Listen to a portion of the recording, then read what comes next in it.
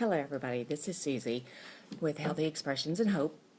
I just wanted to expand a little bit from last night's or yesterday's discussion on the popular lifestyle plans that are being taken on right now, specifically the ketogenic.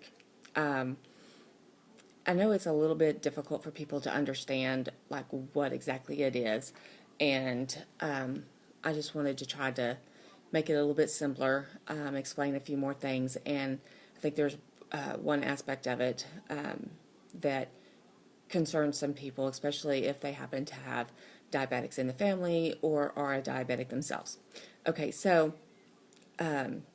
just as a recap from last night, the ketogenic plan, you focus on having low carbs, which means 20 to 30% carbs. Then moderate protein, which is going to be somewhere in between, probably like 35, 40% protein. Hey, Crystal. Then the high healthy fats.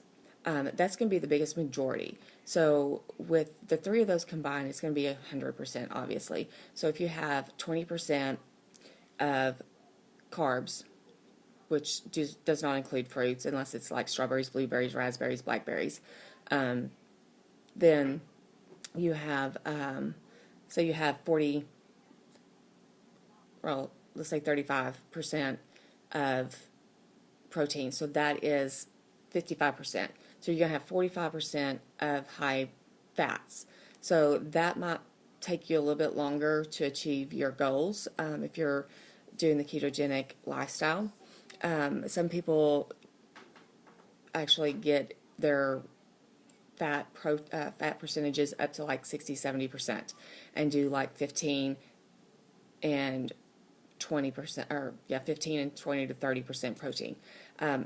It's very individualized. You know your body. You know what you can do as far as the limits for carbs and proteins.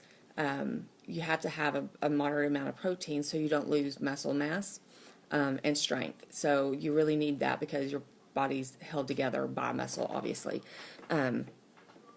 So when I first heard about the ketogenic, I was very skeptical. I was like, it's just one of those fad, diets that it promises a lot but doesn't really deliver. Then I started doing research because I started hearing a lot about it, seeing people that were actually doing it. So I did research, listened to podcasts, that kind of deal, and actually learned a lot about it.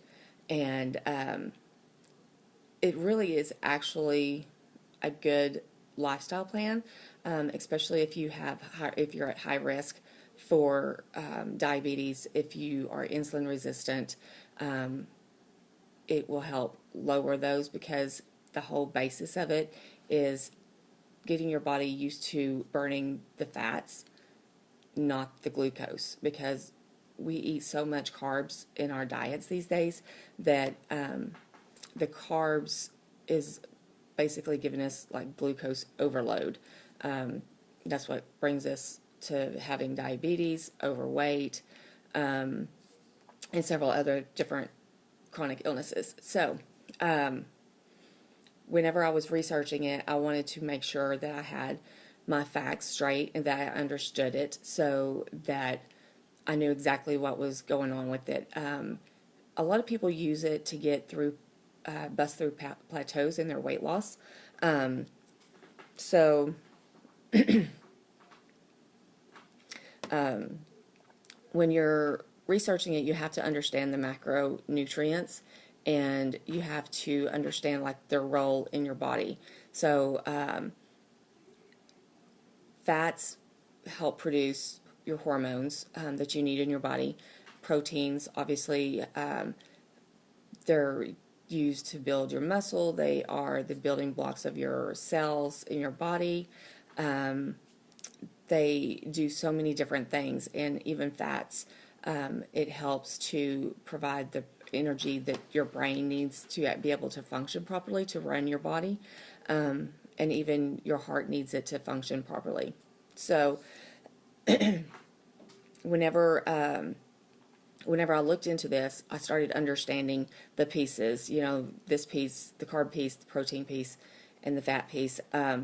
So whenever I was looking into it, whenever I got to the ketosis part, I had to understand what the difference is between ketosis and ketoacidosis. I have family members that are diabetic, so I wanted to make sure that I understood. I had one family member that is type 1 diabetic. She actually wound up in the hospital with ketoacidosis, and it could have been very fatal for her.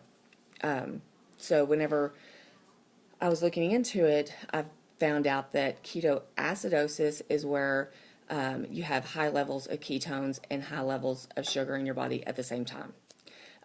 It's usually something that type 1 diabetics have to worry about, although type 2 diabetics do need to be concerned about it, but they can monitor that by having a glucose meter and knowing where that level is, where it starts tipping the scales of going into ketoacidosis. There's a lot of the glucose meters that actually measure ketones as well, so they could actually keep their eye on both and be very, very safe. So ketosis is just the process of your body burning the fats for energy. What I didn't realize was that the ketosis part of it, it's like the beginning stage, and then if it gets too severe, that's when it kicks into the ketoacidosis, which is the dangerous portion of it. And okay, so the whole aspect of the ketogenic obviously is to get yourself into ketosis, where you're burning your excess body fat, and it's burning the fats that you're consuming, so that you have more fuel to do your everyday activities and to fuel the endurance for exercising. I just wanted to make sure that everybody kind of had a little bit more in-depth information on it. I know there's a lot of people that are just hearing the words keto, ketogenic, ketosis, and they have a lot of questions. So I just decided to hop on and give some little pointers that everybody would be able to understand the different portions of it better. The healthy fats that you would need to focus on is avocado, fats like bacon. You can do like turkey bacon, regular bacon, but you just need to make sure that it's nitrate and nitrate, the nitrate with an I and the ATE, so that it doesn't have the additives in it to help preserve it, to keep it fresh longer. Butter from grass-fed cows, coconut oil, coconut butter, and the coconut meat itself, like the flake coconuts, but you want the unsweet coconut flakes. And then ghee, which is like the body fat off of animals. It can be like duck, chicken, and I'm not sure exactly how many other types of ghee there is. I know there's at least those two because I've seen them in stores. And then that is, like I said, the largest portion of your macronutrients that you need to be consuming. But make sure they're healthy, make sure they're organic, or you're going to be defeating your purpose. Because also fats have cholesterol in them.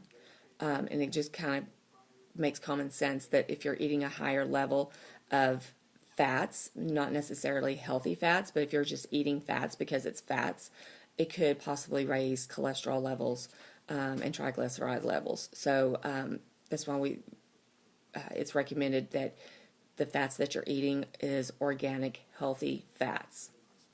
The protein needs to be lean protein from grass-fed beef, the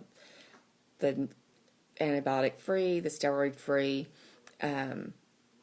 that's organic, natural meat as possible. And all the meats, you can read on it most of the time. If it's antibiotic free, steroid free, grass fed, it's going to say it on the label. Then the low carb, no breads, no pasta, no grains. Some people eat beans, some people do not. It's basically individualized to what your taste is, what your body can handle. The only fruits that's recommended is strawberries, blueberries, raspberries, blackberries, because everything else has a lot of carbs and a lot of natural sugar. And the sugar is what you're trying to avoid so that your body doesn't keep going on the glucose fuel trail. And that's the whole point. Get off the glucose fuel trail, jump on the highway of the ketones, where you're burning that. So I hope everybody understands ketones, ketosis, and ketoacidosis a little bit better. If anybody has any questions, drop them below in the comments, and I will definitely answer the questions the best I can answer them. I'm still learning a lot about it, but I've been doing this for 2 to 3 weeks, and actually I've seen a pretty good weight loss, and I was plateaued. So I figured, why not? I tried it out, be my own little experiment, if you want to say that, just to see how it works. And it's been pretty good. Like I said, I've lost 6-7 pounds in the past 3 weeks or so. I have not been 100% on this, I will tell you that. So it's like I'm hopping in and out of ketosis every so often. But each day I try a little bit harder. And then if I slack off one day, the next day I try to make sure I do better. So, and that's what it is. Each day doing the best you can to improve your health, nutrition-wise or fitness-wise. So have a good evening, and I will talk to y'all soon.